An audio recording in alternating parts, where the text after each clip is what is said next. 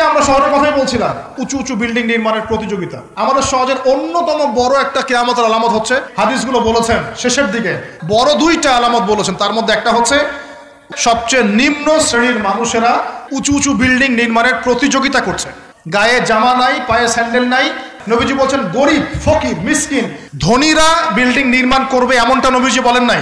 এরা বিল্ডিং নির্মাণ করবে না, গায়ে কাপড় নাই, স্যান্ডেল নাই, প্রতিযোগিতা করবে একে অপরের সাথে। এখনকার আরব বিশ্বটা এর জাজল্যমান দৃষ্টান্ত।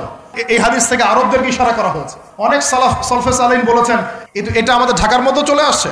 আজকে 10 তলা 20 তলা ফ্ল্যাটের মালিক, এক জায়গা টাকা পয়সা ছিল না, দুর্নীতির মধ্য দিয়ে সম্ভব, সুদের মধ্য দিয়ে সম্ভব, কালো টাকার মধ্য দিয়ে সম্ভব। যার একটা 5-10 তলা বাড়ি আছে আমাদের শহরে, আর মাশাআল্লাহ অন্য মানুষকে মানুষই মনে করে না, ভাড়াটিয়াকে মনে করে যে তেলাপোকা।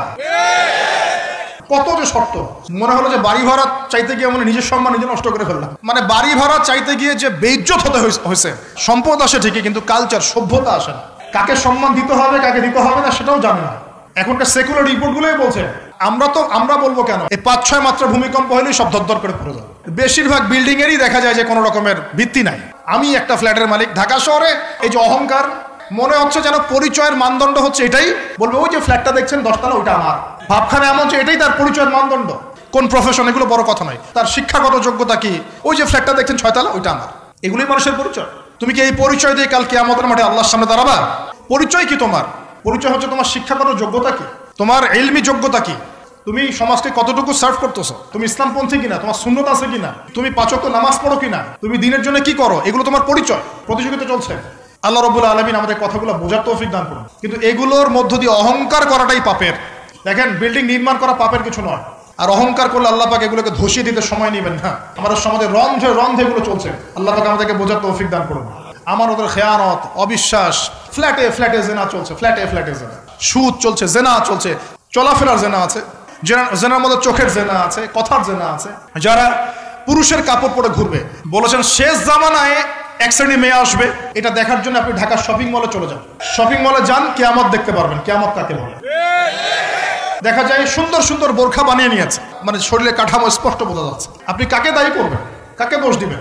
এদের মধ্যে ইলিগাল সম্পর্ক চলছে। ক্লাস 8-এ পড়ে, ক্লাস 9-এ পড়ে, 10-এ পড়ে, ইউনিভার্সিটিতে পড়ে, পাখা ওর বজায় গেছে, যা ইচ্ছা তাই করতে পারে। ছেলেকে দিয়েছেন একটা বাইক, ও দেখ মাদকের আসরে বসে আছে। মেয়েকে দিয়েছেন একটা স্মার্টফোন, ব্যাস নষ্ট হয়ে গেছে। কি একটা অবস্থা! এই যুব সমাজকে দিয়ে ইসলামের বিজয় লাভ হবে? আল্লাহর পক্ষ থেকে ঈমান দান করুন। নাকি আমাদের একটা ঈমান দীপ্ত যুব সমাজ দরকার? কোনটা? এই পাপের মধ্যে আছে কিনা, এবং এই ঢাকা শহর সহ এই বড় বড় শহরগুলা আপনি নিজেই যাচাই করবেন। আপনি যাচাই করবেন, আমি যাচাই করবো না। 1 নম্বর শিরকের পাপ আছে না নাই? কুফরির পাপ 2 আছে না নাই? আমানত উঠে যাওয়া আছে না নাই? কোন জায়গায় আমানত আছে? জনগণের কল্যাণে নিজেকে নিয়োজিত করেছে, তাই না? এগুলা বিশ্বাস উঠে গেছে না? 4 বিশ্বাস উঠে যাবে। বিশ্বাস, এখন স্বামী স্ত্রীকে বিশ্বাস করতে পারে, বাবাও ছেলেকে বিশ্বাস করতে পারে না, পরিবারেই শান্তি পাবে না, সমাজ তো দূরের কথা। 5 নম্বর হচ্ছে মাপে কম দেওয়া। এই মাপে কম দেওয়াটা আমাদের সমাজে পাপের মধ্যে নাই। ব্যবসায়ী যারা আছেন সতর্ক হয়ে যান, ইবাদত কবুল হবে না। মাপে কম দেওয়া, হারাম রিজিক খেয়ে ইবাদত করলে, যেটা আমাদের মধ্যে ছড়িয়ে পড়েছে।